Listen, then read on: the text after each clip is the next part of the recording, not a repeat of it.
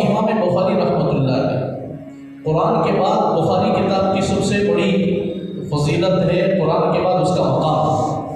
امام بخاری رحمۃ اللہ علیہ کا ایک مرتبہ رات کے وقت میں، پوری رات گزرنے کے بعد تہجد کے وقت میں بعض علماء بیچارہ نے بتایا، بعض علماء صبح کے قریب میں ان کا انتقال ہوا، تو علماء نے اسی رات کو خواب میں دیکھا۔ کئی علماء دیکھے، کسے دیکھے؟ رسول اللہ صلی اللہ علیہ وسلم کو دیکھے۔ اللہ کرے کہ ہماری آنکھیں بھی حضور صلی اللہ علیہ وسلم کی دیدار سے ٹھنڈک پہنچے۔ کئی علماء اس دن حضور صلی اللہ علیہ وسلم کی زیارت کی، اور وہ جنت کے دروازے پر رسول اللہ صلی اللہ علیہ وسلم کھڑے ہیں، اور جنت کا دروازہ کھلا ہوا ہے۔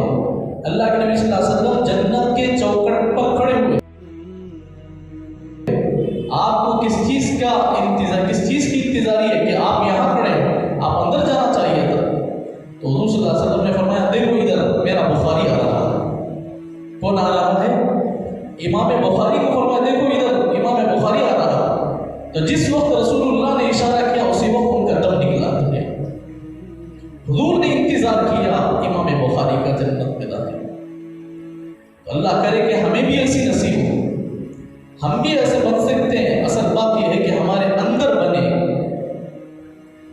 اللہ کرے کہ ہمیں صحیح زندگی عطا فرمائے۔